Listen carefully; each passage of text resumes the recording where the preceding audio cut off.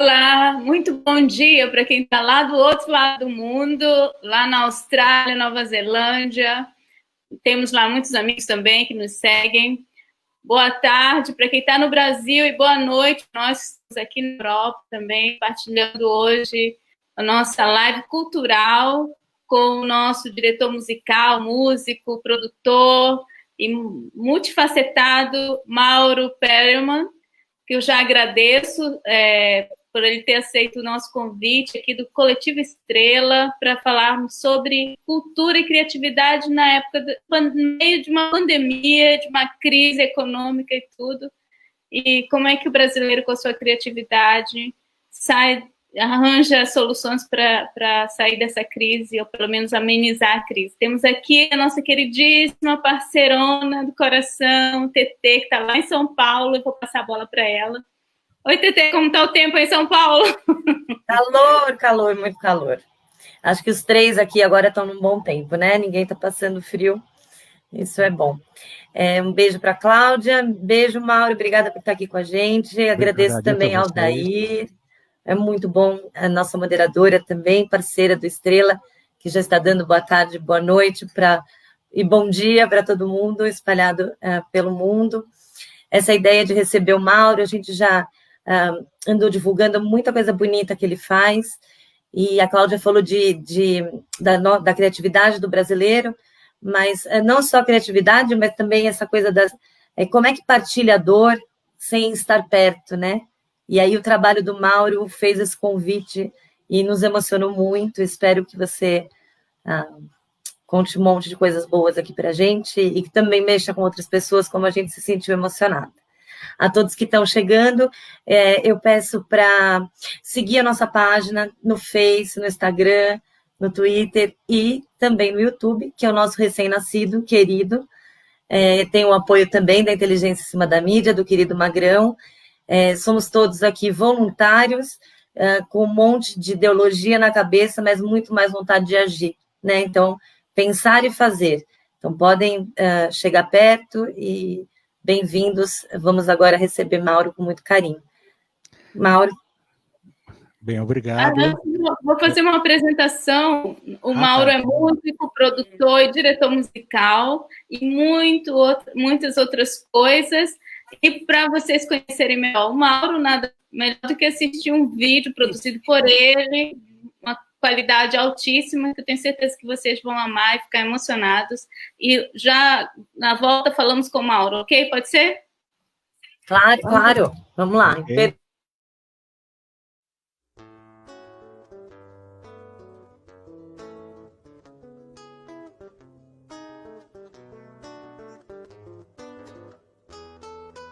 Quando cheguei, tudo estava virado.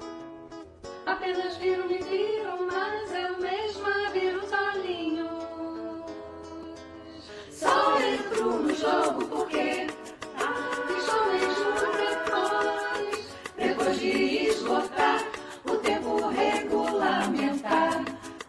De um lado o olho desaforo, que diz o meu nariz arrebitado, que não levo pra casa, mas se você vem perto, eu vou lá. Tudo cisco,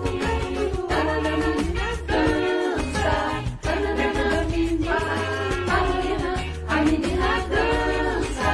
Se você fecha o olho, a menina dança. Dentro da menina ainda dança.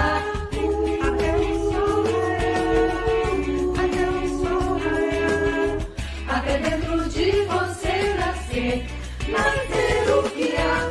Quando cheguei, tudo estava virado. Apenas me viram, mas eu mesma viro sozinha.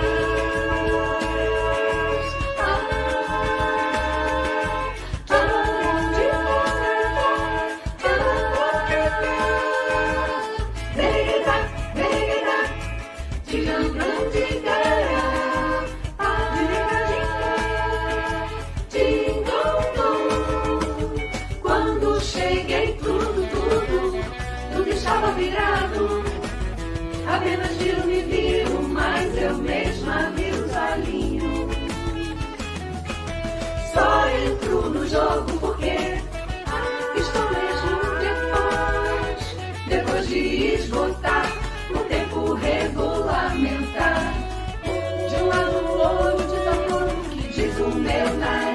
evitar, que não levo pra casa. Mas se você vem perto, eu vou lá, eu vou lá. Tananana, dança, tananana, a menina dança. Se você fecha o olho, a menina dança. Dentro da menina ainda dança.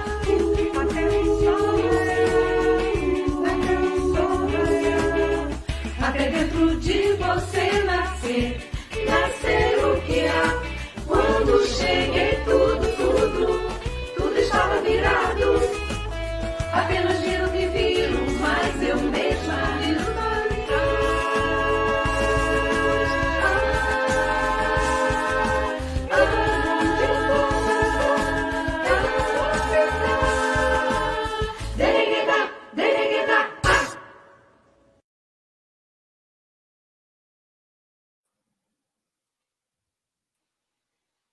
Bravo! Bravíssimo. Obrigado. É muito lindo o trabalho, muito, muito lindo. Tá, meninas, meninos. Oral, às terças, né, Mauro? Isso, às terças. Bem, eu queria primeiro agradecer o convite, né? Dar uma boa tarde, uma boa noite, um bom dia, seja para quem estiver vendo. Né? E realmente achei muito legal esse convite para a gente poder falar do como é que a gente reage a essa pandemia, né? E esse coral nasceu, é filho, é fruto da pandemia, Mauro? Não, o coral não. O coral tem só 28 anos. Tá? O que é fruto da pandemia é a passagem do presencial para o virtual, para o online. Isso é fruto da pandemia. Uhum. Não, e conseguir passar a emoção e estarem super afinados, super lindos ali, como se a gente estivesse vendo vocês ao vivo e, ao mesmo tempo, nos convida a entrar na casa de cada um de vocês. Nós conversamos, eu e a Cláudia, sobre isso, assim, de ouvir, e aí tem o cenário que não é um cenário, né? É o lado de alguém, com aquelas vozes lindas. É muito bacana esse trabalho. Obrigado. Muito mesmo. Mauro, e conta como é que você tem reagido como artista, né? Como muitos outros, nós sabemos que o setor da arte, em geral, foi muito afetado por essa pandemia, pela crise econômica também, várias coisas juntas. Certamente. O que acontece é o seguinte, nós somos os primeiros a parar, praticamente, e provavelmente seremos dos últimos a voltar, né? Porque, principalmente no caso de orquestras e corais. Né? Existem vários estudos até agora que dizem que é um dos ambientes mais perigosos, porque é muita gente, e quando você canta, você expele mais, há um perigo de expelir mais os vírus, né? Mais aerossóis, enfim, e gotículas. E a coisa ficou muito, muito feia quando, logo no início da pandemia, houve alguns informes de corais nos Estados Unidos, tipo um coral de 60 pessoas, que continuaram ensaiando por mais uma semana, passou alguns dias, 50 e poucas pessoas estavam infectadas e 2 morreram. Então a gente começa a ouvir essas notícias, né? E eu me lembro, eu até vou contar como é que foi essa passagem do presencial para o virtual, né? Eu me lembro que foi a data 13 para 14 de março, um sábado, 14 de março fechou, né? Aí começaram os telefonemas do pessoal dos corais, e aí, gente, como é que a gente faz, não sei o quê. Ok, vamos parar 2 semanas, a gente vê aqui como é que fica, e a gente volta daqui a 2 semanas. Ok, beleza. Só que eu comecei a ver, a ler e a ver que lá fora o negócio estava muito bravo, e que essas 2 semanas não iam ser 2 semanas. E os meus corais não são corais institucionais, são corais particulares. Né? As pessoas, e é disso que eu vivo. E já bateu aquele medo. E agora? Como é que vai ser? 2 semanas e 1 mês, 2 meses, como é que a gente vai viver? Né? E eu tenho vários colegas que estão parados, até hoje. E realmente a minha experiência foi interessante. Por quê? Porque eu trabalho também com trilha sonora. E como eu trabalho com trilha sonora, então toda essa parte de mixagem, de masterização, enfim, de trabalhar com a tecnologia em estúdio, eu tenho um certo know-how, né? Agora, a parte de edição de vídeo eu sabia muito pouco, mas muito pouco mesmo. Eu sabia colocar um vídeo do lado do outro. Isso era o que eu sabia fazer, né? E, de repente, num coral eu tenho 9 vídeos para colocar no mesmo vídeo, no outro coral eu tenho 17, no outro coral eu tenho mais 15. Então, foi assim, umas 2, 3 semanas de ver muito tutorial no YouTube, com o software que eu uso, aprendendo, experimentando, até que eu comecei a dominar. Eu não sou um editor, estou longe de ser um editor de vídeo, mas para essa parte dá para o gasto. E a parte de áudio eu modestamente me garanto. Então, né? Além disso, eu tinha já um projeto de coral. Se eu estiver falando muito, pode cortar, tá? Mas, além disso, eu tinha um projeto há muitos anos atrás de coral virtual, baseado numa experiência de um regente, eu não me lembro se ele é americano ou se é inglês, o Eric Whitake, que fez um trabalho lindo de coral virtual, há uns 10 anos atrás. E ele, na época, ele juntou 2.000 pessoas cantando de vários países do mundo. Eu fiquei fascinado quando eu via. Mas esse meu projeto não foi adiante, né? Mas eu já tinha todo o know-how de como fazer. Com a diferença, que foi uma vantagem, de que hoje em dia nós temos os celulares que filmam razoavelmente bem, gravam razoavelmente bem, né? É lógico que eu costumo falar para meus coralistas, né? Ah, mas você está arrumando o som? É lógico que eu estou arrumando o som. Imagina um cantor profissional, quando ele vai gravar um CD, ou enfim, gravar uma música, e vai para um estúdio que tem um microfone de pelo menos $10.000. E mesmo assim a gente está mexendo com... a voz dele vai ser mexida, arrumada. Então, vocês querem o quê? Vocês são amadores, a gente tem que mexer na voz, sim, né? Então, eu trouxe todo esse know-how para poder fazer esse trabalho, expliquei como, para cada coralista, como seria, né? Eles gravam em casa, eu mando para eles uma base primeiro com a minha voz, eles gravam em casa e depois volta para mim, e aí eu faço a mixagem de som e depois a edição do vídeo. É muito trabalhoso, mas vale a pena. Eu estou muito satisfeito com os resultados.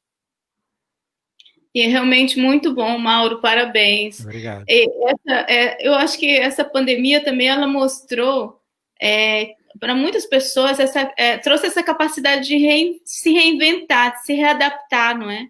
E nós estamos nesse momento de readaptação, inclusive dos trabalhos que são os trabalhos considerados oficiais, que hoje nós já conseguimos fazer em casa, né? Uhum. E claro que para a cultura, para quem trabalha com arte, a instrumentação é mais trabalhosa, né? E há uma aprendizagem mesmo, como você falou, foi estudar, ver os tutoriais, aprender a fazer edição de vídeo, ou seja, novas competências, né, Mauro? Certamente. Inclusive, é uma coisa que é cíclica às vezes, né? Por exemplo, vou te dar um exemplo. Há uns 30, 40 anos atrás, você ia fazer música para cinema, né? Então você tinha uma orquestra. A tua preocupação era o quê? De escrever música, né? Ter um regente que vai reger a orquestra, enfim, escrever no papel, música e acabou. Desde os anos, com o advento do computador, dos softwares né? O compositor começou a ter também que saber mixar, saber toda essa manha de mixagem, de trabalhar com softwares. E foi um aprendizado também. Nós não somos técnicos de som, mas a gente tem um conhecimento mínimo para poder fazer isso, porque senão você não trabalha, né? Eu me lembro, há uns 10, 20 anos atrás, eu comecei a ver a garotada nos computadores, eu falei, cara, se não entrar nessa, eu vou virar peça de museu. Né? E aí eu comecei a me atualizar, e, enfim, então eu acho que a gente está passando por um momento bem parecido, porque eu até acredito que mesmo quando voltarmos ao, entre aspas, normal, que é o normal que a gente não sabe ainda qual vai ser, mas, digamos, quando a gente voltar ao presencial, eu acho que tudo isso vai continuar. tudo isso vai continuar. Talvez não com tanta intensidade, mas vai continuar essa questão virtual, né? Por exemplo, além desses corais, é até interessante porque ontem foi minha primeira reunião com um novo projeto meu, que é chamado Brasil de Todos os Cantos, que eu estou convidando pessoas de todo mundo, brasileiros de todo mundo, brasileiros e brasileiras de todo mundo, para formar um coral virtual. E está começando essa adesão. Ontem eu tive uma reunião, 2 reuniões, né, que eu estou chamando a reunião da Europa, que é às 3 horas da tarde aqui, e a reunião das Américas, que é às 9 horas da noite aqui. Então, começamos modestamente com 11 pessoas, mas já começamos.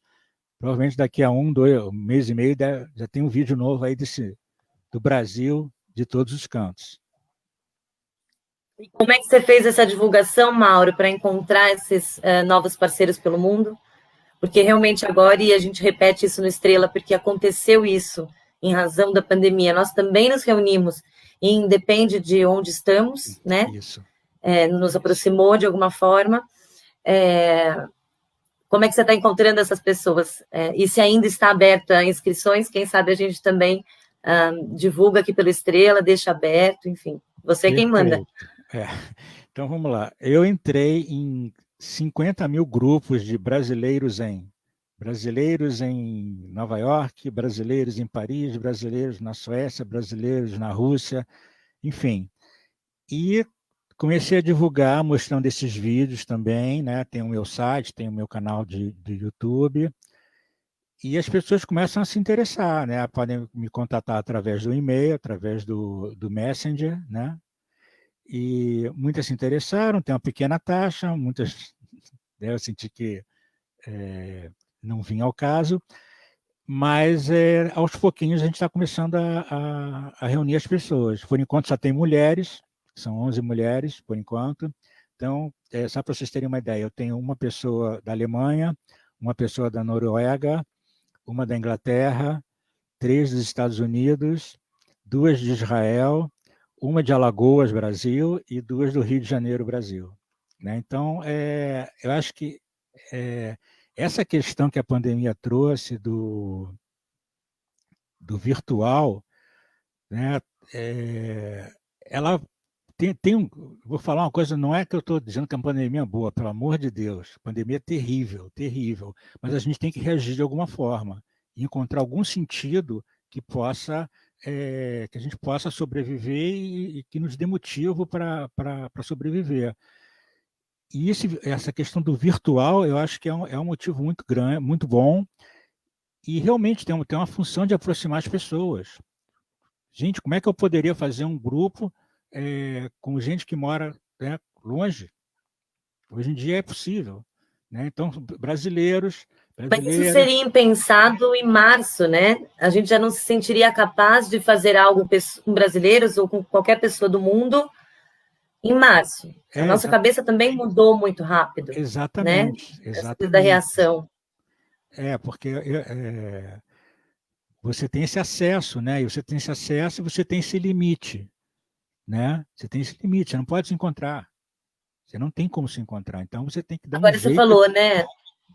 De uma pequena taxa, e aí, enfim, as pessoas vão definir se vão ou não. Mas é muito legal, outra coisa que a gente também conversa no Estrela sobre trabalho, e a gente fala também dos artistas que estão fazendo lives diárias. Nós temos um parceiro no Estrela querido, Rogério Silva, fez lives no começo, também aqui pelo Estrela, mas faz pela carreira dele, um músico que é acostumado a tocar nos bares de São Paulo, né? Estou dando exemplo dele, mas ele é o exemplo de quantos que alegram a vida de todos e que realmente vão ser os últimos a voltar, né? E com essa dificuldade imensa, tiveram que se reinventar. O Rogério especificamente se reinventou e ele faz lives diárias e ele fala: eu vou passar o chapéu e tá aqui a minha conta e quem quiser ajudar vai ajudar, quem não quiser não vai.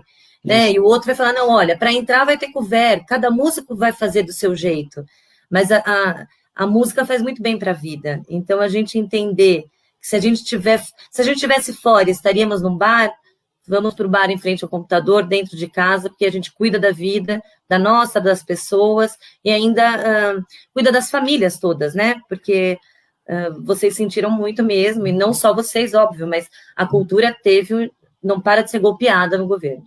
Exatamente, né? Eu acho que essa pandemia, uma das questões que ela mostra para a gente é a importância da cultura, a importância da música, a importância tem um projeto também de teatro que está acontecendo em São Paulo, se não me engano, né? Enfim, a importância da cultura, né? E isso sempre virou uma coisa supérflua, né? Entre aspas, né? Uma coisa que as pessoas consideram supérfluas, né? Muita gente considera supérflua, e nós já estávamos sendo lesados, né? Vou falar a palavra certa, lesados, né? Por esse tal governo. Não vou, né? É uma coisa assim que é um governo que não tem o mínimo respeito pela cultura e pela educação, né? Sabe, você ter caras tão emblemáticos como João Gilberto, Moraes Moreira, Aldir Blanc, que nos deixaram, e não tem uma palavra sobre eles, e tem uma palavra sobre MC, sei lá, Raivinha, nem me lembro mais o nome do cara. Então, é uma coisa absurda, realmente absurda. E a pandemia trouxe essa questão também né, de você não pode trabalhar. E realmente eu tenho visto alguns colegas que estão criando coisa. Por exemplo, tem um colega meu que ele está fazendo presentes de aniversário, presentes de solenidade. Então, por exemplo, aniversário de casamento do casal, né? Então, o marido ou a esposa encomendam com ele uma música, ele grava, filma e ele cobra para poder ganhar alguma coisa, e o cara compra o vídeo e dá de presente. É uma homenagem maravilhosa. Então, a gente está nessa época de realmente... É cruel né, o que a gente está passando, mas acaba sendo isso. Se as pessoas não entenderem que nós estamos nesse momento do virtual, vai ser muito complicado. E no país é muito complicado essa história do virtual, pelo tipo enfim, da população. Da desigualdade, né? Da desigualdade, certamente. Né? Do acesso à internet, a produtos bons, né? Que, enfim, possibilitem estudar, né? Claro que a gente também está falando disso tudo dentro de famílias ou pessoas que conseguem ter esse acesso. Na verdade é o seguinte, eu tenho plena consciência de que eu estou falando de uma posição muito privilegiada em relação à população brasileira.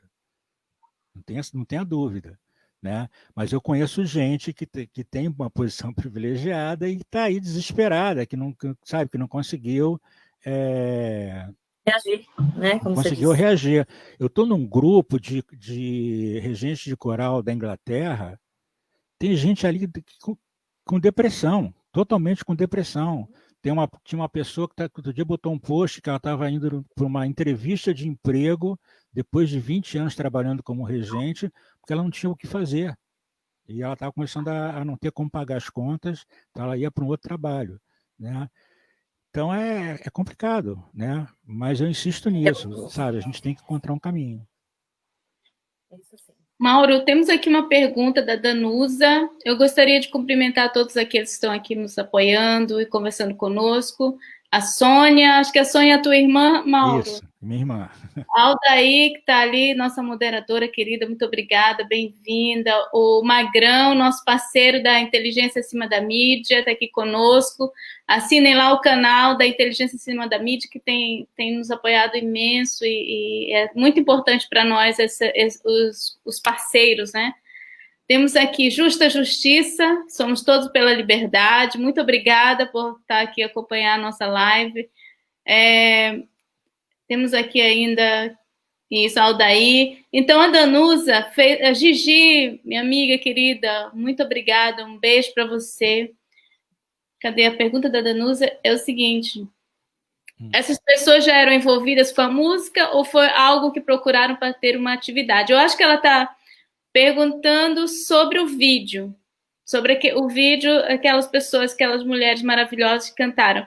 Mas eu já queria também, junto com a Danusa, completar a pergunta. Qualquer pessoa pode participar desse coral dos brasileiros no mundo que você está coordenando? Ok. Sabendo cantar ou não, desafinado como eu.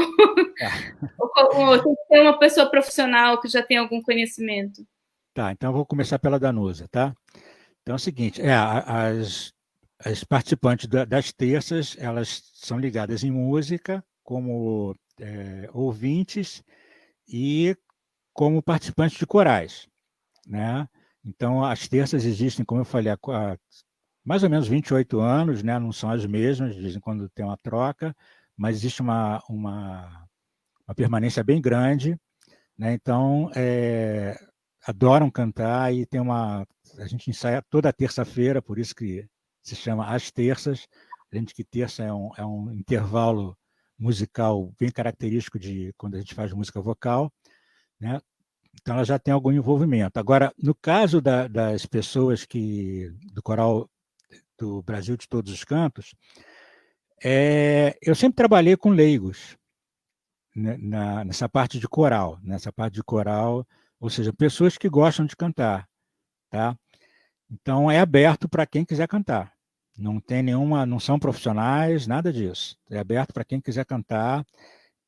Inclusive eu tenho uma tese de que eu trabalhei quase 30 anos numa escola de teatro aqui no Rio de Janeiro, que é a CAL, né, como professor no curso de formação de ator.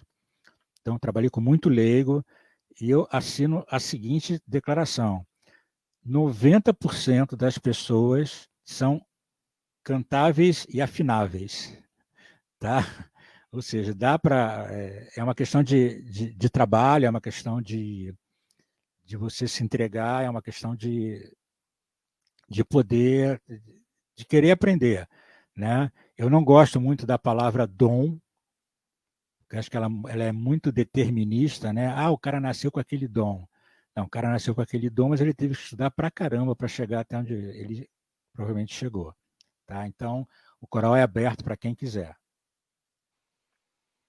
Muito bom, Mauro. É bom saber, né, de que qualquer pessoa pode participar, qualquer pessoa é cantável ou pode aprender, Mauro. Eu também tenho essa teoria que todos nós podemos aprender se nós nos esforçarmos, nos trabalharmos, né?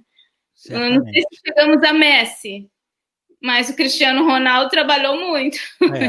Não, olha, eu tive um aluno há muitos anos atrás, eu dava aula de violão. Eu tive um aluno eu dava aula numa escola, ele chegou na primeira aula. Devia ter uns 15 anos, o moleque. Professor, é o seguinte, eu nem sei por que eu estou aqui, porque o Jimi Hendrix nunca estudou.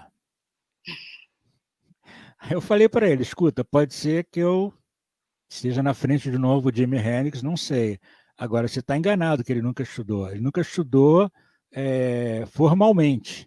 Agora, ele passou horas e horas ouvindo Vinícius e tirando frases de outros guitarristas, que é estudar. Quer dizer, não existe isso de se acordou de manhã e você é um super guitarrista, um super cantor, não existe isso. Eu não acredito nisso.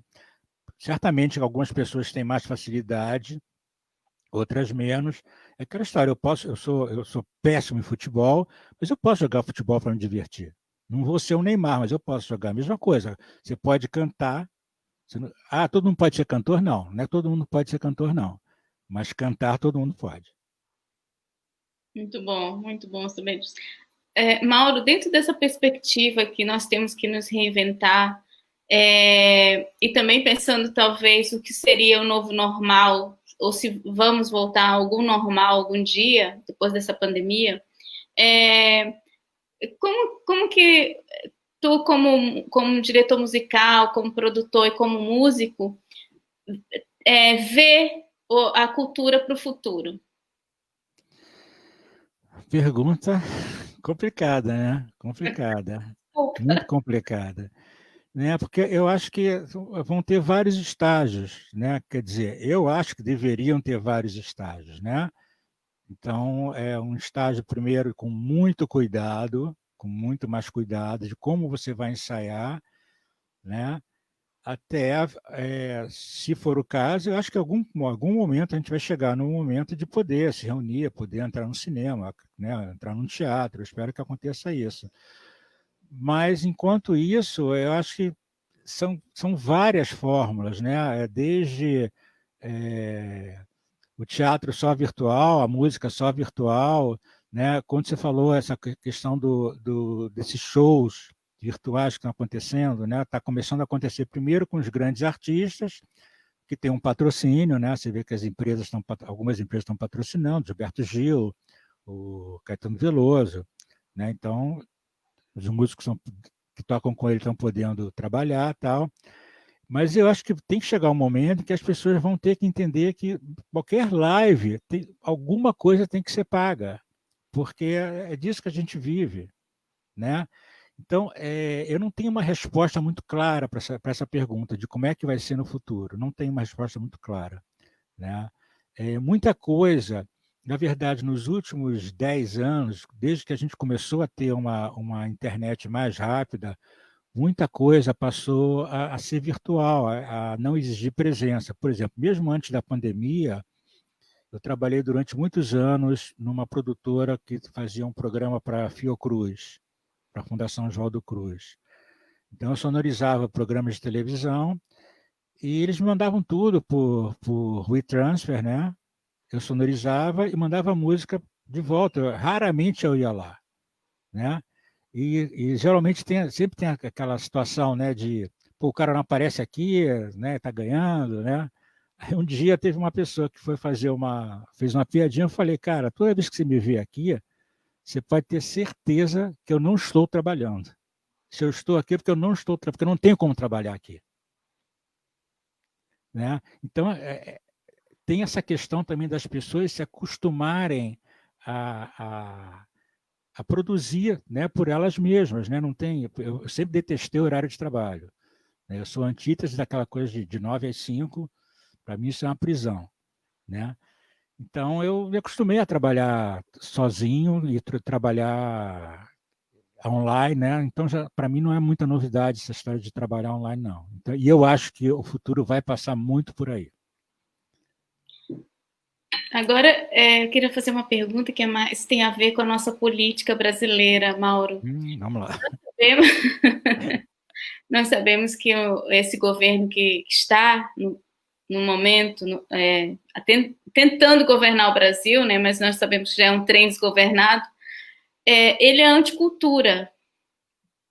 E isso, a curto, médio e longo prazo, vão ter consequências desastrosas para a cultura brasileira, né? Para diversas áreas dentro da nossa cultura. Tanto dos artistas, no primeiro momento, mas nas produções futuras, né? Como que você vê isso como artista, uma pessoa que vive da arte? Qual é o tipo de consequência que tem tocado você? Você já deu um exemplo aqui de outros corais, de outros grupos, mas pessoalmente, você tem sentido que essa anticultura tem te tocado assim diretamente? Tem me tocado. Existe um sentimento muito ruim. Existe um sentimento muito ruim, né? O que eu acho é o seguinte: existe um projeto de acabar com o que se produz aqui.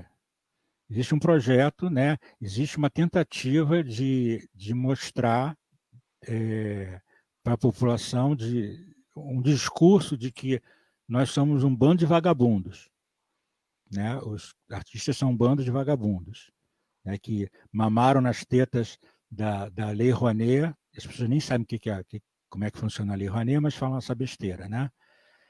E esquecem que, na verdade, a cada real investido na Lei Rouanet volta para o governo R$1,50. Isso é um dado, quem quiser pode comprovar isso. Isso é uma questão. Agora, eu acho que existe, como em todos os governos de extrema-direita, a gente viu, eu diria todos os governos autoritários, né? Existe uma tentativa de destruir qualquer narrativa diferente, qualquer visão de mundo diferente, né? Começa com queima de livros, né? Hoje em dia não precisa queimar livro, basta censurar, basta taxar o livro, né? Por exemplo, que realmente vai ficar cada vez mais distante da população, né? Então, acho que existe um projeto, sim, de destruir a cultura. Infelizmente, eu vou falar para você, eu estou muito pessimista. Porque é exatamente isso que eu falei antes, sabe? Primeiro as figuras, primeiro acabou o Ministério da Cultura, as figuras que foram nomeadas secretários de culturas, né? É o Festival das Nulidades. Para mim, isso é o Festival das Nulidades, né? Então, onde é que a gente vai chegar? Eu não sei. Sim. Realmente existe uma estética, inclusive, né, que a leitura que nós fazemos é estética nazista, que Sim. teve toda uma ação concreta contra a cultura. Exatamente. E é muito visível isso no Brasil hoje, Mauro, e realmente você tem toda a razão, é muito preocupante. E a longo prazo nós percebemos também que vamos perder. O Brasil sempre foi conhecido no mundo inteiro por ser um grande produtor de cultura, e o brasileiro pela sua genial criatividade. E esse pessimismo também gera essa falta, né? Vai se perdendo um pouco essa criatividade, as pessoas vão ter que sair acho que essa coisa do se reinventar, muita gente vai sair da área artística para outras áreas, né, Mauro? Ou vai sair do Brasil também, né? Também tem isso. O coronavírus tem feito um pouco essa dificuldade, tem dificultado. Certamente. Mas por outro lado, quer dizer, o que eu estou refletindo aqui, quer dizer, a gente vai ter que achar os nossos nichos. Na verdade, acho que vai acontecer isso. A gente vai achar os nossos nichos, procurar os nichos, onde é que você vai ter um público, onde é que você vai poder disseminar cultura, onde é que você vai poder disseminar e continuar com os movimentos,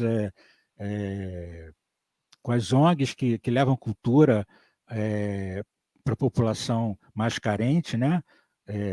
Tem projetos maravilhosos. Aqui em Niterói tem um projeto do Márcio Seles, da Orquestra da Grota, que teve até esse caso agora do menino, do rapaz que foi preso injustamente. É um projeto maravilhoso. E esses projetos tinham que proliferar, sabe? Orquestras e coros e artistas, enfim.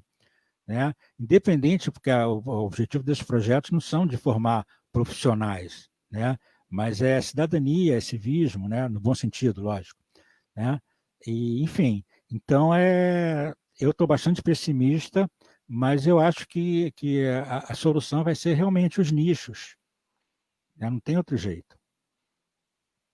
Muito bom, eu gostaria de cumprimentar aqui seguidores que estão aqui nos acompanhando. Gil Valber, eu acho que ele é de Goiás, se eu não estou enganada. Não, é Onofre, perdão.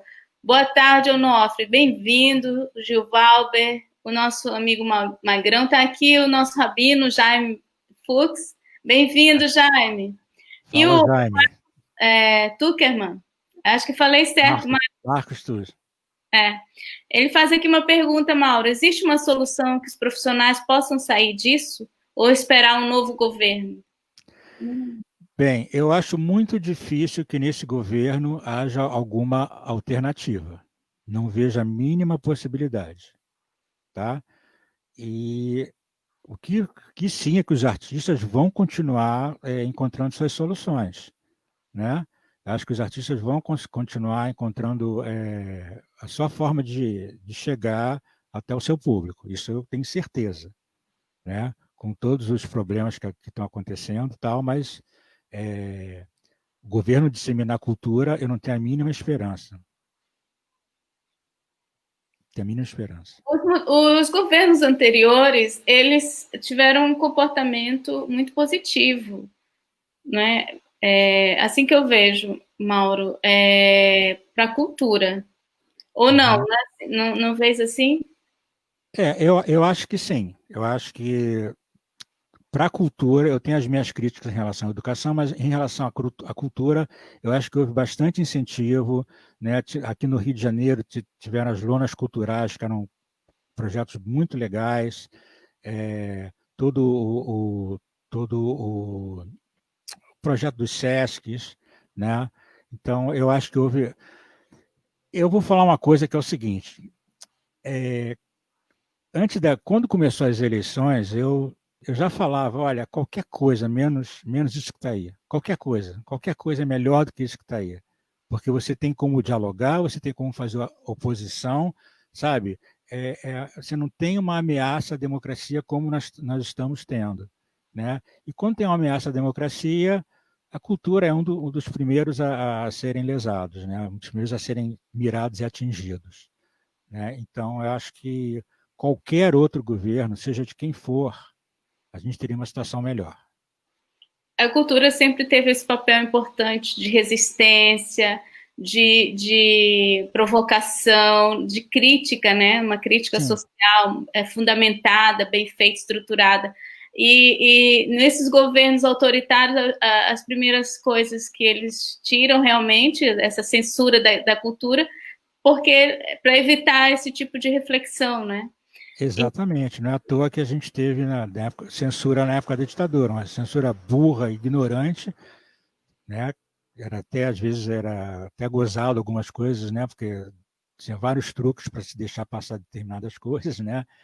Mas é a censura, lógico, né? Então, é o que aqui está se tentando fazer isso muito, eu acho que está se tentando fazer comendo pelas beiradas, na verdade, né? Que é o que está acontecendo, acho que em geral, em relação à democracia, né?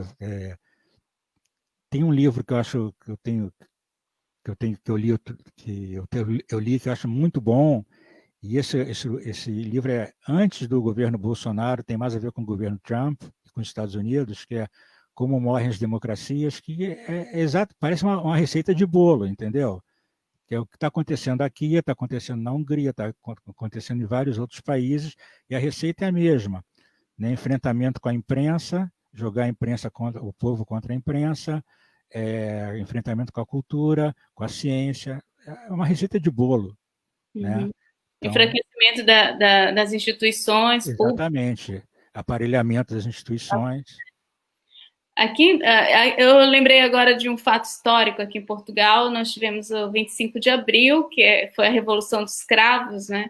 Quando nós falamos de revolução pelo amor, para o amor, e as pessoas falam, não é possível. Eu falei, eu vivo num país que fez uma revolução com flores.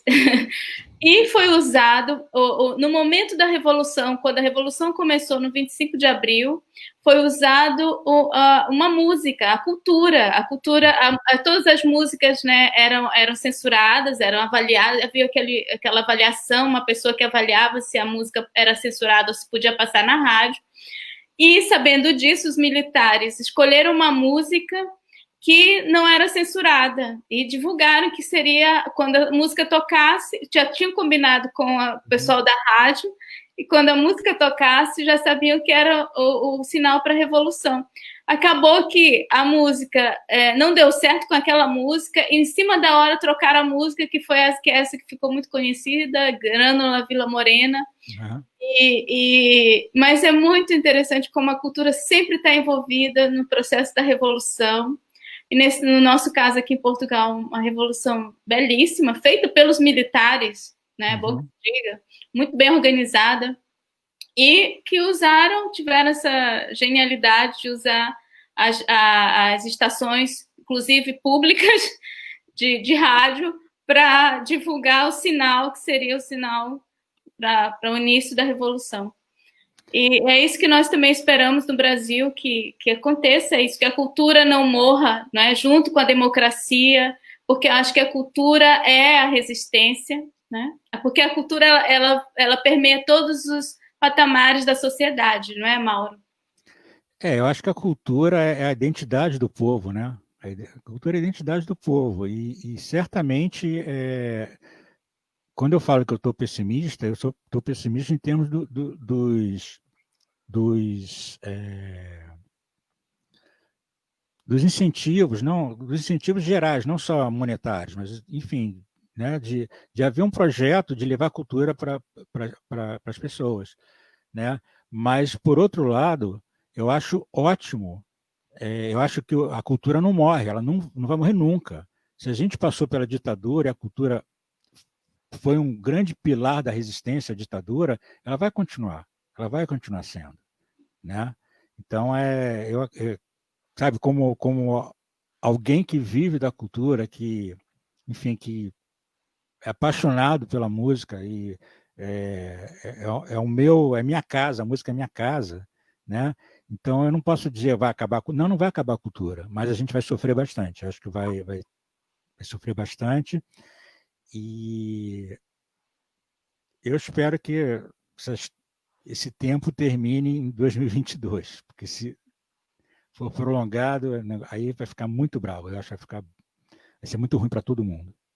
Aqui o nosso amigo Marcos Tuckerman, ele diz, sim, você comentou sobre nichos, poderia explicar um pouco mais?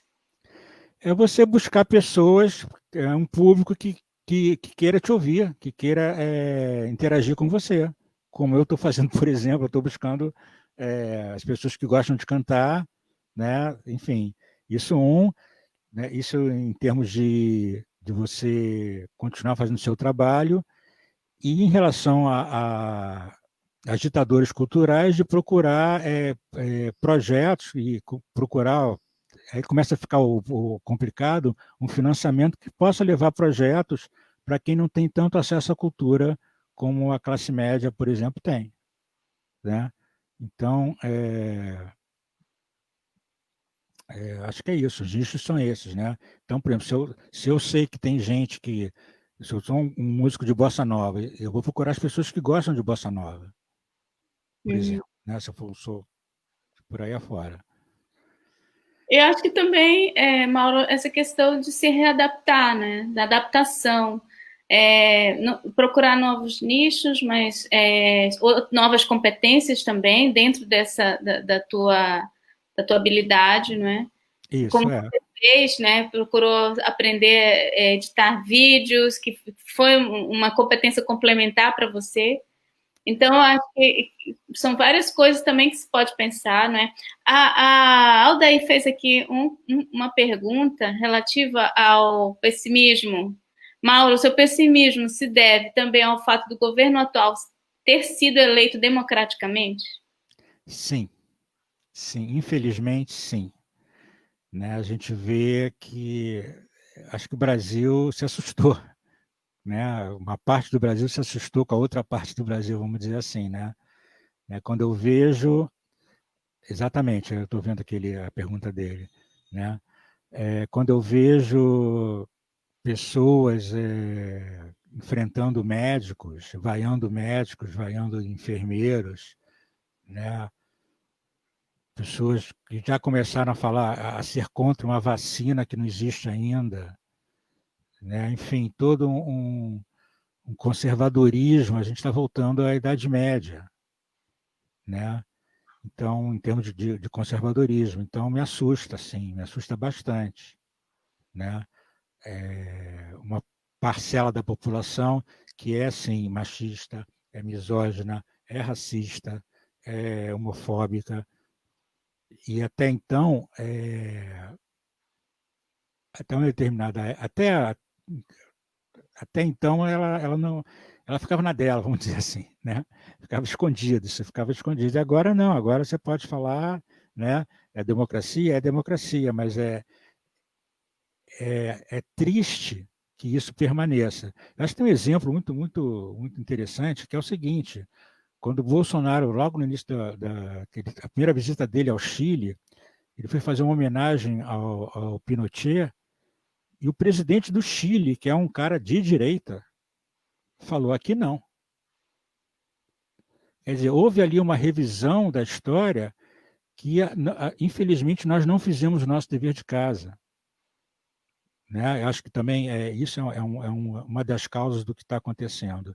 Então, em 2020, você dizer que não teve ditadura é uma coisa meio maluca, né? Para mim é uma coisa meio maluca, né? Então, a gente deveria ter feito esse dever de casa, né? E eu estou falando assim de uma forma bem independente de qualquer posição política, sabe? Existe uma coisa que é o seguinte: quando eu vejo que um presidente de outro país que teve ditadura, um presidente que foi eleito pela direita, ele não admite essa negação da história. Então, é outro ambiente, é outra história, entendeu? Agora, a gente começar a inventar história nova, nazismo é de esquerda e coisas afins, né? Eu acho que um grande exemplo é a Alemanha. A Alemanha fez fez e continua fazendo um dever de casa em relação ao Holocausto, em relação à Segunda Guerra Mundial, que é fantástico. Sim, realmente a Alemanha é um exemplo, e mesmo assim tem grupos neonazistas, né? Eu falo nazifascistas, né? Exatamente. Em toda a Europa, esses grupos existem, não são grupos muito grandes, mas são grupos muito organizados e financiados. E nós também temos que prestar atenção nisso, né? Nessa evolução, para onde que o mundo está indo, para onde que a humanidade está caminhando, porque a Aldair fez um comentário muito, muito pertinente, que é exatamente diferente da ditadura, esse governo que está aí, ele representa grupos, né? Sim. Aí dentro desses grupos conservadores que você citou, vem essa coisa dos neopentecostais, que realmente, dentro dessa anticultura, eles têm um papel também fundamental. Eu vejo assim, não sei se vê também desse prisma. Sim, vejo sim, certamente, porque é aquela questão, né? O problema de você lidar com extremistas religiosos, seja de qualquer filiação, é que você não tem uma ponte para falar com essas pessoas, né? Porque você está falando sobre democracia, eles estão falando sobre Deus. Entende? Então, por exemplo, na cabeça deles, o que Deus, né? Essa questão do aborto, por exemplo, eu não tenho como convencer um neopentecostal um fundamentalista religioso, de que o aborto é uma questão civil, uma questão da mulher. Porque para ele considera que a vida é Deus e não tem como discutir, né? Tem uma série, uma ficção, né? Eu lembro que a gente viu aqui em casa até na época antes das eleições, já era apavorante, que é o Conto da Aia. Uhum. De Margaret... Eu esqueci o nome dela. Isso. Né? Então, o Conto da Aia digamos que é uma caricatura do que eu tenho medo do que pode vir a ser o Brasil. Né? Não que o Brasil vai chegar àquilo ali, porque aquilo ali aquilo eu chamo seria o Estado Islâmico Cristão. Né? Uma democracia, Né? Uma coisa assim. Mas, sabe, a gente está... Cara, é aquela história, pô. Você acha que é pornografia ou a peça de teatro? Não vai ver. As pessoas falam muito das novelas da Globo, né? Por exemplo. Não, porque as novelas da Globo só ensinam sacanagem, né? Não vê. Não vê. Sabe o que vai acontecer? Se as pessoas não gostarem da novela da Globo, não vai ter Ibope. Se não tiver Ibope, não tem patrocinador. Vai sair do ar. É fácil. E assim funciona uma democracia. Né? Independente de qualquer discussão sobre monopólio, tá? Tudo bem. Mas o que eu estou falando é o seguinte, é uma hipocrisia as pessoas falarem da Globo e a Globo continua com essa audiência que tem, entendeu? Então é porque a Globo está acertando, desculpe, mas a Globo está acertando, né? O povo não é bobo, desculpe, mas a Globo continua com a mesma audiência que sempre teve. E é muito fácil tirar o que você quiser de um programa de televisão. É só parar com a audiência. Vou dar um exemplo. Eu trabalhei na novela Pantanal, na TV Manchete. Né? Então, o que acontecia? Teve uma novela Pantanal, cenas do Pantanal, Ibope lá em cima. Quando vinha para o núcleo do Rio de Janeiro, Ibope lá embaixo. O que aconteceu? Um acidente de avião na novela. Metade do elenco do Rio de Janeiro morreu no acidente. E a outra metade foi viver no Pantanal. Entende? Então, existe essa questão, que é de mercado, sim, de mercado capitalista, sim, mas é o real. É o real. Se as pessoas pararem de ver novela da Globo, ou pararem de ver o que for, para de ter patrocinador. E aí vai, entendeu? Não tem outro jeito, porque o outro jeito se chama censura. Uhum. E Sim. isso eu não quero, eu não vou, sabe, isso não acho que seja esse o caminho. Na verdade, uma grande hipocrisia por parte da sociedade brasileira. Nós sabemos disso, né, Mauro? Ela fala uma coisa e faz outra. O tempo todo é isso, né? E nós temos uma pergunta aqui do nosso Jaime, que é a seguinte: ele diz que sempre houve um tipo de reação cultural popular nos momentos difíceis que o Brasil passou. Pergunta se você identifica agora, nesse tempo atual, alguma reação cultural popular? Boa pergunta. Poxa, a pergunta é difícil. Estou tentando aqui. Até porque, como a gente está muito isolado, né? Então você vê mais ou menos o que você vai ter acesso. Então, olha, talvez é essa forma que os artistas estão se organizando, das lives e, enfim, orquestras. Quer dizer, o que a gente pode fazer agora é exatamente isso, né? Não tem como fazer outro tipo de, né? Tem esse projeto puxa, eu esqueci o nome do teatro, que são atores que tem uma pessoa no público e eles filmam a peça, né? Online, ao vivo, e estavam cobrando R$ 10 o ingresso para você poder ver e tal. Então, acho que é isso, não vejo assim um movimento. A pessoa que falou antes, né, sobre a diferença da ditadura para o momento atual é exatamente isso, né? Naquela época existia uma sociedade muito mobilizada contra uma coisa que foi imposta, né? A gente sabia que aquilo era uma coisa imposta, a gente tinha uma esperança que um dia isso vai acabar, sabe? Um dia, sabe, a gente vai conseguir derrubar isso aí. E atualmente não tem como negar. O atual governo representa, sim, com toda certeza, uma parte, pelo menos, né, os dados estão aí, 30% da população. Não tem como negar isso, tá? Então, como é que a gente... Então, eu não vejo, realmente, eu não saberia responder que seriam os movimentos de resistência, a não ser o que se tem feito, quer dizer, até antes da pandemia também, é continuar nossa vida cultural, apesar de tudo, nossa vida artística, fazendo shows, fazendo projetos, fazendo peças de teatro, escrevendo livros. Eu acho que o fazer cultura seria a nossa resistência. Mauro, eu posso estar errada, mas, por exemplo, junto com essa pergunta do Jaime, eu faço como ele, eu identifico, na época da ditadura, por exemplo, nós tivemos uma grande produção artística, né, cultural brasileira, né? Tu acha que é possível nesse momento agora, tanto da pandemia quanto desse descaso do governo com a cultura, e um governo que é anticultura, né? Há essa possibilidade de que haja uma criação assim genial como houve naquela época? Não sei te responder. Está assim nessa vibe mais pessimista, mais stand-by? Não, essa vibe, no meu caso, pessimista é uma coisa, eu não posso responder por outros. Mas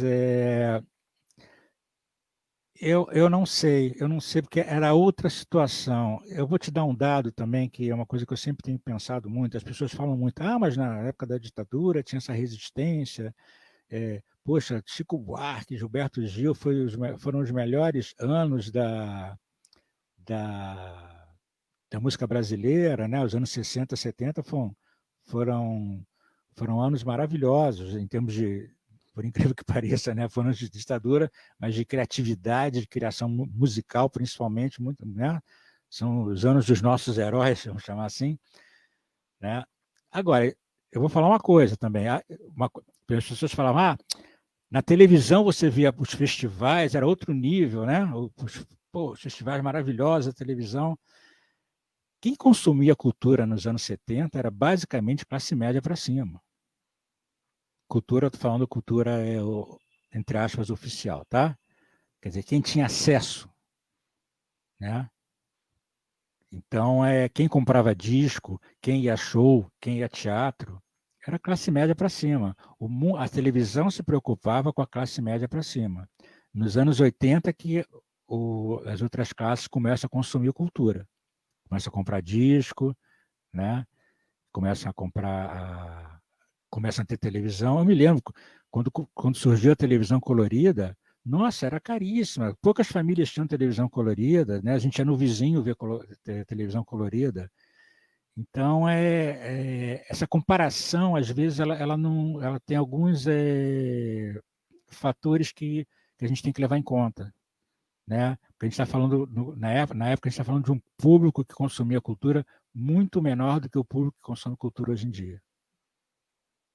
E hoje em dia comprava cultura. Também na cultura, não é, Mauro? Desculpe, fala.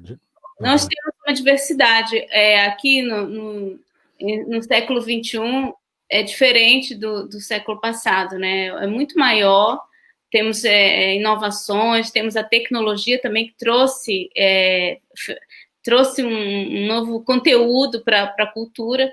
Então, é também diferente, eu acho também, concordo com o que você disse. Certamente. É por isso que eu falo essa questão dos nichos.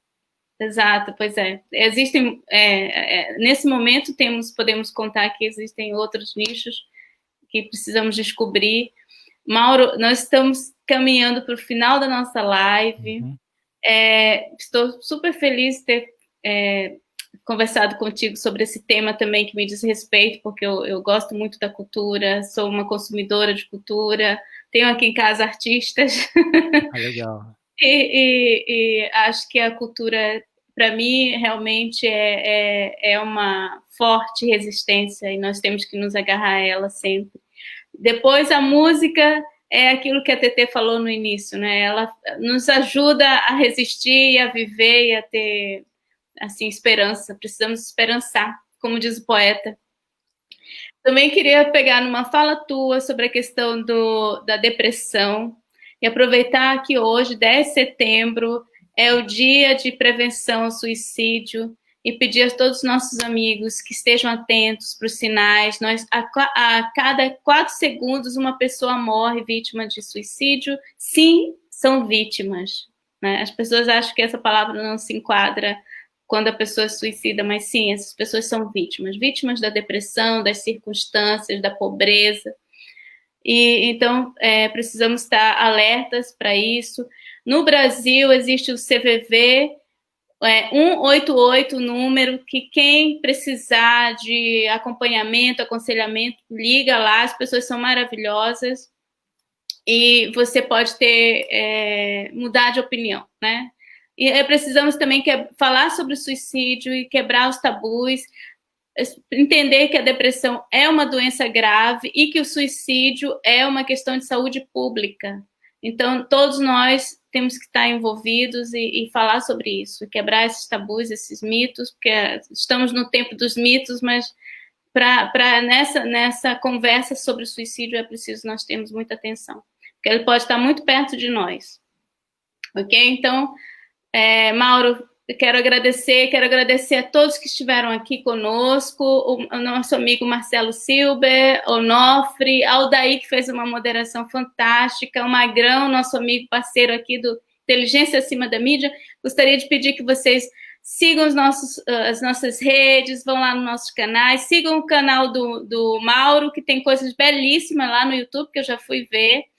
E o Jaime, todos aqueles que participaram, eu vou trazer de volta aqui a nossa TT para nos despedirmos e agradecermos e falar que amanhã nós temos o nosso boletim semanal, Coronavírus e Política, uma infecção cruzada com o nosso doutor Nelson Isenbaum. Não percam, porque é fantástico, toda a análise dele e as informações super importantes que ele nos traz. Esperamos por vocês. Agradeço já, Mauro, e já está convidado para voltar aqui e fazer conosco várias coisas. Muito obrigada. Eu que agradeço, muito obrigado mesmo, foi bem legal. Obrigado. Tetê, está contigo a bola. Obrigada, Mauro. Fiquei aqui dando uma olhadinha, quero colocar na página do Estrela teu contato, para que outros artistas possam te achar também, e outras pessoas possam também curtir como a gente curtiu todo esse trabalho com o coral. A gente teve muita participação, muito carinho com você aqui, não podia ser diferente. Então, te agradeço. Foram bons minutos que nós passamos juntos, viu? A casa é sua. Muito obrigado. Obrigada a todos, a nossa amiga Gigi, Marcelo. Mauro, pode se despedir. Ok, eu queria agradecer, foi realmente, eu acho que estamos num momento que a gente precisa falar, né? Falar com as pessoas, né? Enfim, trocar ideias. Então, eu agradeço muito pelo convite, né? Quero convidar as pessoas a irem no meu canal, né? Só procurar YouTube Mauro Perelman, que vocês vão achar. Podem ir no meu site também, www.mauroperaman.com.br. E foi muito bom, muito bom. Muito obrigado mesmo.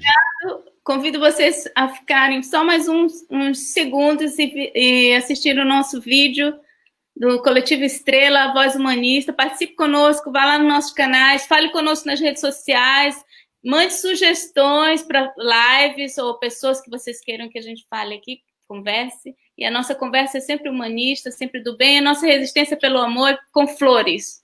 Até a próxima, até amanhã. Fiquem aí então com o nosso vídeo.